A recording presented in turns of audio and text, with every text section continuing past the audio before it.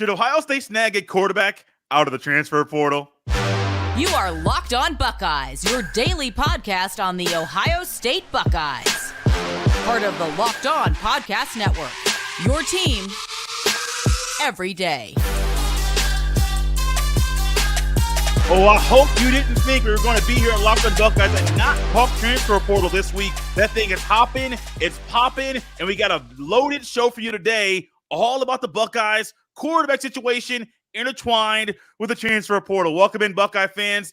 This is Locked On Buckeyes here on Tuesday, December 12th in the year 2023. And today's episode is brought to you by LinkedIn Jobs. These days, every new potential hire can feel like a high-stakes wager for your small business. That's why LinkedIn Jobs helps find the right people for your team faster and for free. Post your job for free at linkedin.com/LockedOnCollege. Terms and conditions apply. During today's show and over the next couple of days, our guy, Jeff Hunt is back with us, and him and I are going to dive into the transfer portal. Tomorrow is about the running backs. Today, it's all about that quarterback position, the most important position on a football team. Jeff, welcome in. The portal is hot. Gives us a lot to talk about. Yeah, thanks for having me again, man. I love doing these shows. Yeah, it's amazing. I think this is the first time that in my life that college football, like, its free agency has overtaken the NFL free agency. Like, who is going to be the next Ohio State quarterback is honestly one of the biggest topics in all of sports, just because of how successful they've been. Then now they're starting, like, I think we've seen, like, it's translated to the NFL with Fields and Stroud, what they're doing there. And so, like, all eyes are on Columbus, as far as to, like, who's it going to be? What are they going to do? If you're a Ohio State hater, is this the demise of the Buckeyes? Is it finally over? Which we know it's not. If you're a fan, you're like, all right, fresh blood. I can tell you personally, this is the quickest that I've mentally restarted in my life. It usually takes me to the spring game to get over, especially what I consider a less than stellar season. I don't know a disappointing season. I don't want to call it a failure, but a disappointing season. Usually it takes me to the spring game, Jay, before I'm like, all right, time to move on. Let's get the young kids in there. We're starting on the next season. I'm moved on. Like, I'm ready. Like, yeah. I know we got the Cotton Bowl coming up. You're going to do a ton of stuff on it. I'm like, all right, great. Cotton Bowl. To me, that's quarterback tryout. Like, let's find out, in my opinion, let's find out who number 2 is, like, in this Cotton Bowl. I hope they go out there. I hope they play great. I hope they have fun. But, like, to me, the Cotton Bowl is the beginning of my 24 season. It is not the end of my 23 season. I'm loving it. And a quick shout out to, I know you got a lot of listeners in my area over here in Ohio and Columbus. Shout out to Columbus Crew. They won another MLS championship over the weekend. I know a ton of people that are Buckeyes fans are excited about that. So I just want to take a second to, like, congratulate the crew and all their fans and what Columbus is becoming a major American soccer city. It's really cool to see. Those of you looking right now, you saw the title, you saw what's there. Should Ohio State snag a quarterback from the transfer portal? You're saying, Jay, why snag? Because you got to. Because if you don't go out there and get them quick, somebody else will get them before you do. And when it comes to Ohio State, Jeff, this question, should the Buckeyes snag a QB from the transfer portal? If you asked me this 2 years ago, 3 years ago, 10 years ago, no, trust the recruiting. Right now, you got to trust the recruiting and go get a guy from the portal. Yeah, absolutely. And here's a couple things. Here's a couple names I would just bring up. Like, I'm pro go get an experienced quarterback who you kind of have got to watch play. We talked about it with the running backs. You kind of know what you're getting. You've watched them play. They've interacted with coaches. You could really get a lot of great information on a guy that's been, already played in college football. And a few names I would throw out there is, like, I don't know, Justin Fields, transfer portal, Michael Penix, Bo Nix, like, all these guys, like the Heisman winner, Jaden Daniels, transfer portal, like, all these, like, there's the success rate on the big time recruits in the transfer portal has been pretty good. Like, it's actually been very good. And Ohio State's own, like, I don't know if it's the best quarterback we ever had, but we'll just go ahead and say it's one of the best quarterbacks we ever had. Justin Fields came through the transfer portal from Georgia. Like, he was so good and became such a Buckeye that we forget. That's how we got here. So, like, I don't know what the argument is to go out and get a super talented guy. And we're talking Ohio State here. We're talking, the success that they've had. Like, they're picking from the top. Like the guys that they're looking at, the guys are trying to get in. We know we're talking about Ward, we're talking about Moore. I think Leonard, as far as I know, is pretty much committed to Notre Dame. I'm sure if anybody's listening to this, but what I'm saying is like we're talking about the cream of the crop, and then we're gonna have other guys coming out. Like there's, we don't have all the scouts that these teams do, but there might, just like Justin Fields wasn't the starter for Georgia. Everybody knew the writing on the wall with Justin Fields when they brought him in. Like, so there might be, like, we're assuming it's going to be a Ward or a Moore or somebody like that. It might be a backup, in one of these programs that like it might be Murphy from Texas. That's a big name that keeps coming up, as far as speculation. Like, I would love to get that guy. Maybe he doesn't want to sit behind Manning if he thinks he's going to be the next in line. Maybe yours is going to stay for whatever reason. Now you got a great kid, athletic, great arm. You know what I mean? Stepped in and, played some great football for Texas this year. So like, it might be a guy like that that's like not a starter currently, but could definitely be an upgraded starter. And when you're talking about quarterback, you can't worry about people's feelings. You can't worry about, can't worry about stepping on. I think, if Ryan Day hasn't learned his lesson about like loyalty and stepping on toes and it backfiring on him by now, then he's just not going to. Yeah, dude, this thing about trying to be nice and be friends, forget that. We're here to win. We're here to win not just a Big Ten championship, win a national championship. Yeah. Forget that other stuff about, let's be nice, let's do this, let's do that. Jeff, I even saw a report. Now, I don't know how much traction there is on this. Someone was speculating that Florida State could be joining the Big Ten soon. So you mean to tell me next year you got 4 teams coming in? USC, Lincoln Riley, don't care about the feelings. Give me an elite quarterback. UCLA and Chip Kelly, phenomenal coach there. You're bringing in Oregon, not just Phil Knight money, but they also have Dylan Gabriel. Okay, another really good quarterback. Then you're bringing in, was it Washington, who had a Heisman finalist? I think Penix was 3rd. And what are they going to do? Bring in a physical brand of football that can sling the ball all around the yard. And you don't want to go out there to Seattle and play no football. You don't want to play them out there. It's loud. It's wild. You can't care about nobody's feelings when it comes to this stuff, because if you do, you could not have a job in Columbus. I think Ryan Day is the guy right now.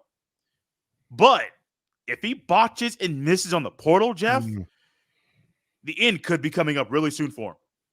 Yeah, you're totally right. I mean, you have to do, this is what you do now. Like when you're the big time, like you have to get what you think is a proven commodity now. Because I assure you, Penix is leaving. He's going to be on to the NFL. Washington will get a quarterback. Man. Like Washington's not going to start over. Think about how quick Oregon got somebody. Like it didn't take really long at all.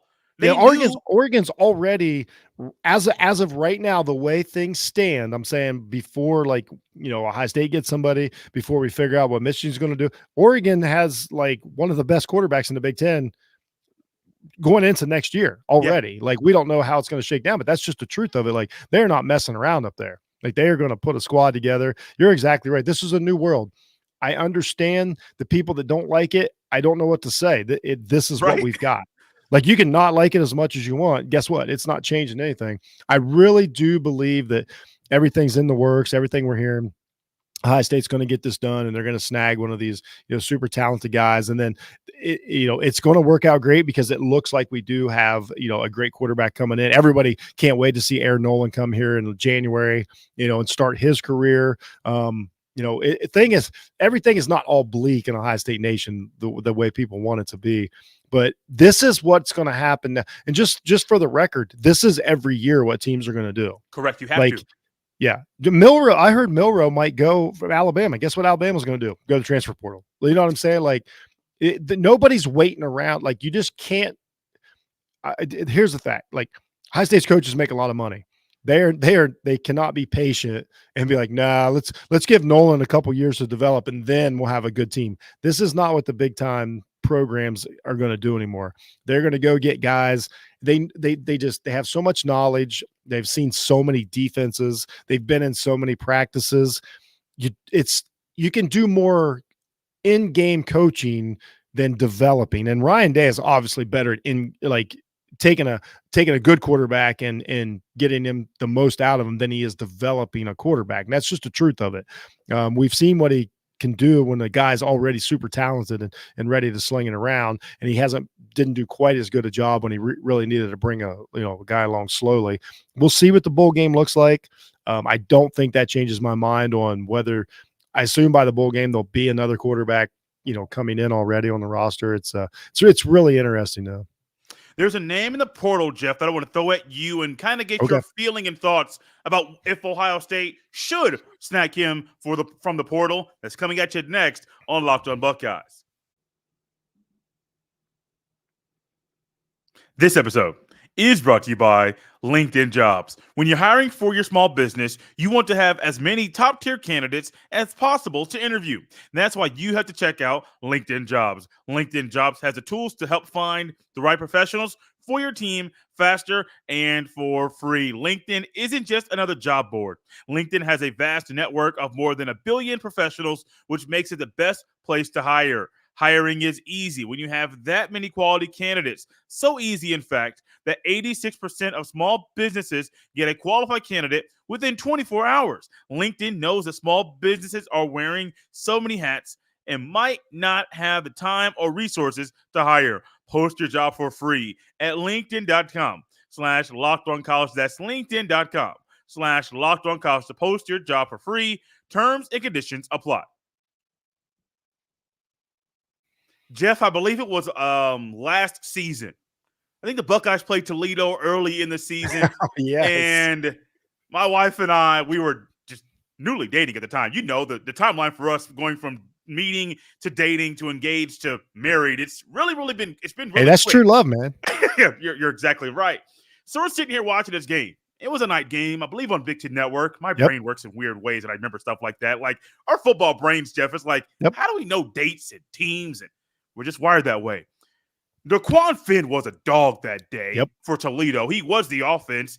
People might remember that quarterback and people saying, oh, he's a dual threat guy.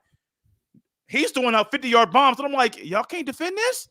Y'all know the offense isn't that good. Y'all know y'all are more talented. Y'all can't blame Jim Knowles' first year as the D coordinator for this being what's happening. No, he is good. Now, Jeff, I say that knowing he is not the type of quarterback Ryan Day typically wants running his offense. So, before I give my thoughts, the floor is yours. Do you think Daquan Finn is the type of quarterback Ohio State should go after? I think, if you're asking my opinion, should go after. Yes. I said that night because if my memory serves me, that was when Stroud was a little banged up and Toledo. Yes. Man, so, these football brains are weird, man. We remember some weird stuff. Bro, he was the best. Finn was the best player on the field that night. And I said that night that why isn't that guy playing for Ohio State? He's 2 hours away. Like, I don't understand why he's, and now I'm glad to see he went in the portal. Personally, I really would like to see a guy like that at Ohio State and give him a chance and get to more like, I don't know. It's just like, to me, it opens up the playbook. I know what Ryan Day can do with a precision passer. Haskins is probably the outlier as far as like he was such a good thrower of the football and the receiving core was so good but even then, I just got to bring it up. They lost a game and it cost them a great team a shot at the national championship. At some point, a quarterback has to be able to just like go. Like, we saw it against Michigan. The difference in that game, McCarthy's not a much better quarterback than McCord. No. But if you can escape and get that 1 first down or maybe that 2 first downs a game, that might be the difference in the national championship season. Finn's a little different, he's obviously, but I also think that I always said this about, football. It's like a great chef. You can be a really good cook. If I bring you even better ingredients, now you're a better cook. You know what I mean? You're the same cook, but now you're a really great cook because I gave you everything you need to take it to the next level. You don't know, you bring a guy like Finn in and now he's got all this talent around him. Like he may jump off the page and be like, oh my gosh, I'm like a kid in a candy store right now. Yeah. Like I'm all in on that. Get a guy.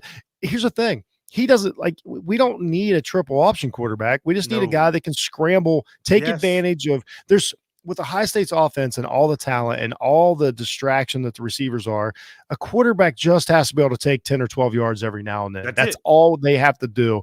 And when Fields was there, he took it to the next level, and you literally couldn't stop that offense.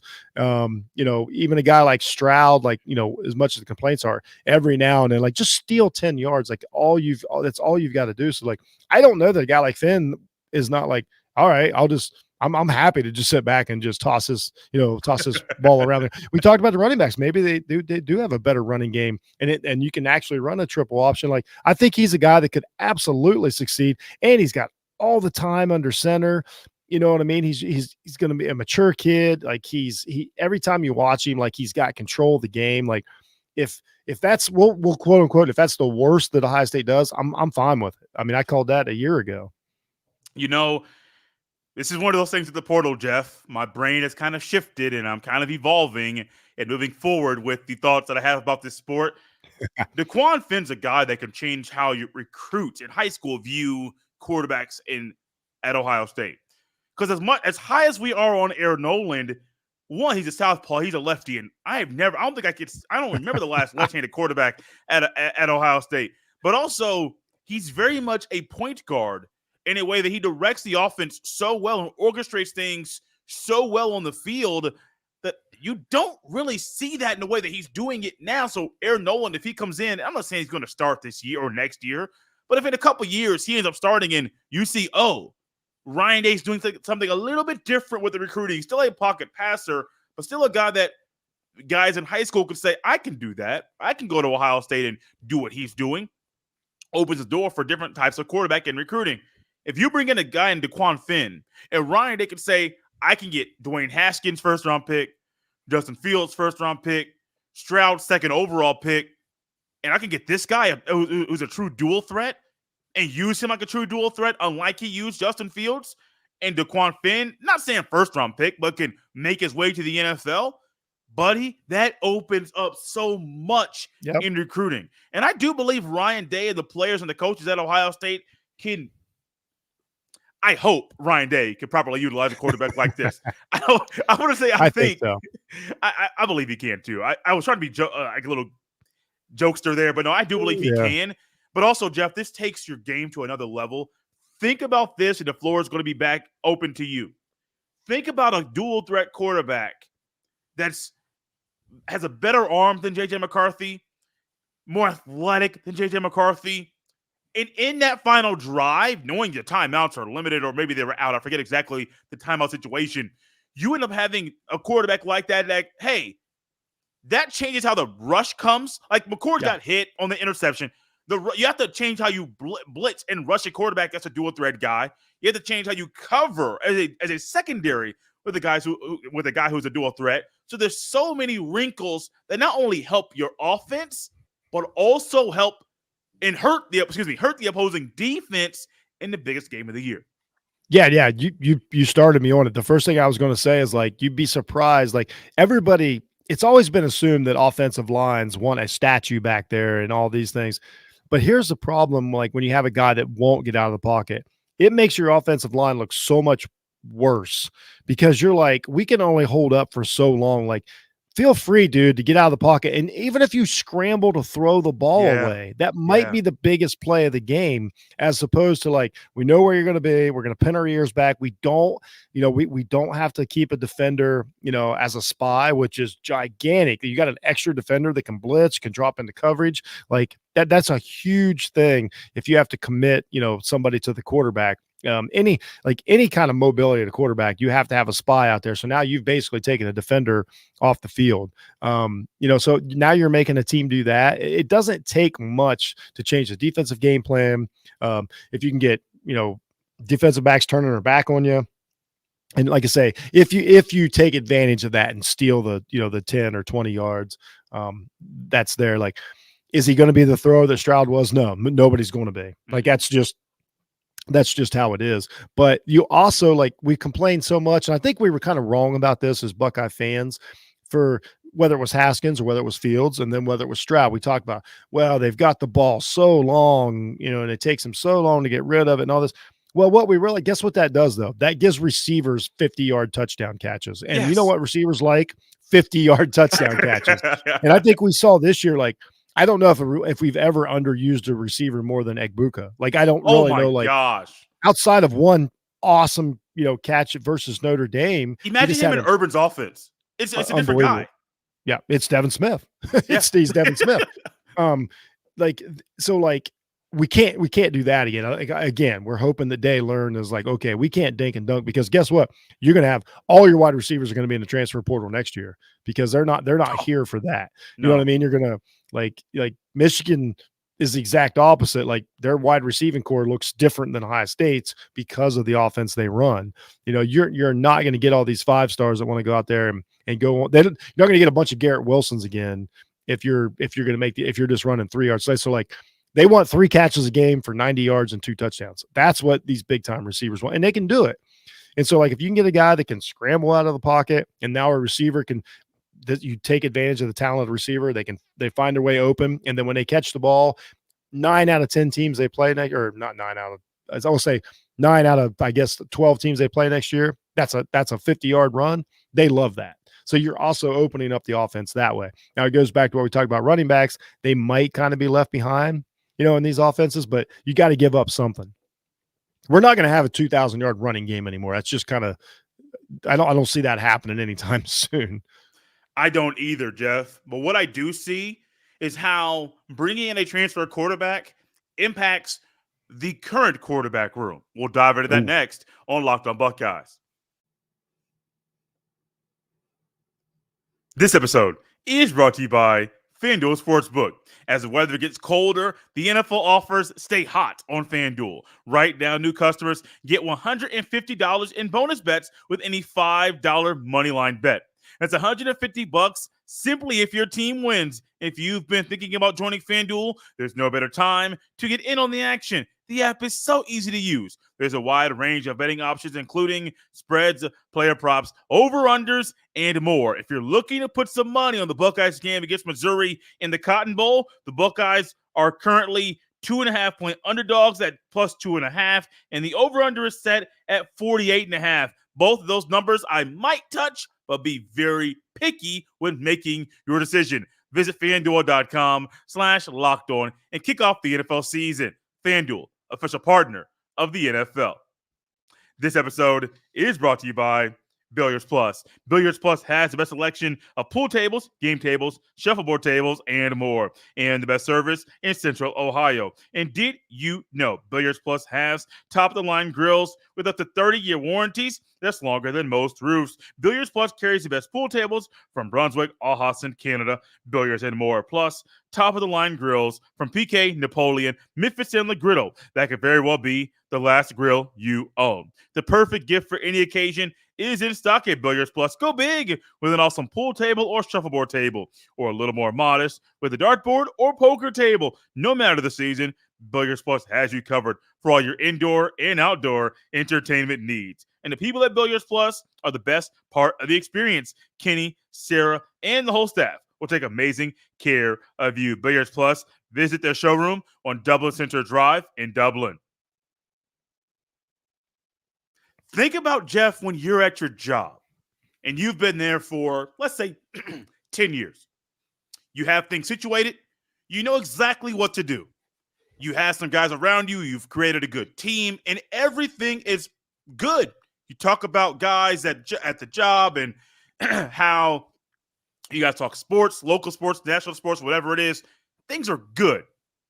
All of a sudden, somebody new comes in, a little bit younger, been doing the same thing at a different spot, been very successful there, and they come in and start ruffling the feathers of you and your boys.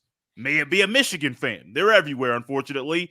And all of a sudden, it's like the chemistry and the culture that has been built during your time at your current job is going to potentially be fractured because of somebody else coming in. Now, I say that story and play that story out that way on purpose because that could happen if Ohio State brings in a transfer quarterback. Not saying it will, but the reality is whenever you bring somebody into a new room, it could benefit the room and help it and help build the culture, or potentially tear that culture down. Oh yeah, 100%. It's funny that you bring up that analogy because I'm actually in this scenario, I'm the guy that came in. Like I've You're right. literally done this a couple times, and I come in, and I do just like a quarterback's going to do. I come in with my like I'm like this. I'm here because this is how I did things. I'm not going to change the way I do things. And because I believe this is the way I can succeed personally and as a group. So you're exactly right. And especially we're talking about the quarterback, whatever quarterback you bring in, you have to build the offense to their talent set. If Yeah. you don't, then you're going to lose. Like that's just the two That's things. it. If you don't build it to the talent set, and this year, honestly, they did a good job of building an offense to McCord's skill set. I think it kind of honestly kind of maxed out. I think that's what we had, and it was decent. It was pretty good. We talked about it already. More skill, the more things you can open up. And especially if you can get a guy like, we'll say CJ Stroud's a great example. If you can get a guy that can obviously run, digest so much information and do all that, okay, we're building an offense for that. But like you say, the other two quarterbacks in the room, as of right now, we'll say two quarterbacks in the room, it'll be 3 or 4, whatever it's going to be. They have to be like, okay, this is our offense this year. I'm the one that has to change. Can I? But Day also can't. Here's what Day's going to tell them. I don't know what to tell you guys. Like, if you don't like it here, like, we're rolling with, whether it's Finn, whether it's Ward, whether it's Moore, whether it's Sanders, whatever, like this is what we're rolling with this season. You need to get on board. And that can be a rough thing, but also I think we learned this year, not ruffling feathers, you wind up in the same predicament. You know what I mean? Like, I don't think you can worry about as much as we don't know. Well, the bowl game is going to help. We don't really know what kind of quarterback Brown is. We really don't have any idea. We certainly don't know what, kind of quarterback Kleinholtz is. We really don't know. But what you can't do is be like, I don't want to risk, like, if they're not on board, I don't know what to tell them. Like, we got to, whoever they bring in from the portal, you're riding or die with. Like, that is just the absolute facts of it, because that's why they're there. And this is Ryan Day's job and the coaching staff's job on the line. They are certainly not going to worry about, the second and third, quarterback on the roster when they've got big time careers on the line. So it's obvious somebody's going to be upset. I mean, there's going to be wide receivers upset. There's going to be offensive linemen upset. It is going to upset a lot of people. Doesn't mean it's not going to work itself out by the end of the year and everybody's on the same page, but you are 100% right. Not everybody's going to be on board with whoever it is. Think about this, Jeff. Another little scenario here. Not so much analogy like the other one. If they bring a guy in from the portal right now, this is the first of 2 transfer portal windows, right? Because I believe there's another one opening. I think they moved it up, so it opens in the middle of spring practice, not at the end of most of the spring games. Okay. I don't know the dates exactly, so I'm trying to spitball that off the top of my head. Just not exactly sure when that second one opens. But think about this, though, Jeff. Let's just say they bring in, I'm not going to say name X quarterback. You bring in this quarterback in now. You go into spring practice. You got 4. Devin Brown, the freshman, Lincoln. You got Aaron Nolan and the new guy. You got 4 quarterbacks. Yeah. All of them want to play. I think Aaron Nolan realizes he's probably going to redshirt this upcoming year. And Lincoln realizes he's probably not going to play much unless he does some amazing things in the offseason. So realistically, 3 of the 4 have a realistic shot to start next year. I'm not saying Aaron Nolan can't, but realistically, I don't see Day starting a true freshman. So let's say the new guy comes in, and all of a sudden, wow, he wows everybody, getting everybody's attention. And one of the 2 guys that's already there, Devin Brown and Lincoln, they're like, whoa, this doesn't sit well with me. And all of a sudden, your room that you think you have 2 guys that know the offense very well that were there this year, one of those guys goes into the portal, which once again, Ryan Day's like, man, I got to go back into the portal in the spring to get another quarterback to beef up my roster and beef up this quarterback room. That's where we are with this thing, Jeff. You got to bring a guy in realizing, hey, it might fracture the room a little bit, but also it may help the roster a lot. How about we be flexible and adapt to the times, get a guy in the winter, get a guy in the spring to make sure you're recruiting at a high level, not just at the high school ranks, but also recruiting in the transfer portal as well. Yeah, you're exactly right. And it is going to be weird. We're going to probably lose somebody in the spring in our scenario. Like, I see that. But also, like, another thought I had is, like, how much when you're bringing in this imaginary guy that me and Jay have concocted that Ohio State's bringing in, how much do you factor in if we think Nolan's the future? If we think we're going to get 2 years out of Nolan, he's going to be great. How much do you factor in? Like, we need to bring in a guy that not only he likes, but that plays a similar type of offense. So Nolan's like, okay, I want to be there. Because we lost the kid last year in recruiting. And then, that's when they picked up Lincoln. They swapped those two. That's kind of how that went. So it's like, if you're bringing a guy, you can't bring. That was kind of a lot of my reason. Like, I don't know. I'll never know why McCord left or what all went into it. But a lot of my reasoning for it was as far as a positive is like Nolan's not coming in and being like, oh, I'm going to do the same thing McCord did. Like they're not the same type of quarterback. So it's like, bring in a guy that like you can say like, here's going to be your offense next year. You might even get in this year, young man. Like if everything goes well, I think that's also part of it, as opposed to like, I don't think you're no longer going to have, hey, Stroud's here and then, or Fields is here, then bring Stroud and then it's not, college football is not going to be like that anymore. Like it's just over as far as like just bringing in guy. I don't, Alabama, Georgia, like they all have the same issues. Like I'm sure Georgia would have loved to keep Justin Fields. I mean, I would assume they would have won a national championship with him. So it's just not how it's going to be anymore. So like bring in a guy that's similar, and then maybe it's going to be in every other thing. Bring in a portal guy, and then the next guy's like, yeah, I want to do the same thing. And then a portal guy to fill his spot. I don't know how it's going to work out, but like I will be stunned, disappointed, and shocked if Ohio State doesn't go grab somebody that appears to be the answer out of the portal. We don't know how next year is going to go, but like I will be shocked if they don't make a play. Jeff, last thing here for you. I'm going to answer this question first and turn it over to you before we wrap up the show, and make it quickly if you could.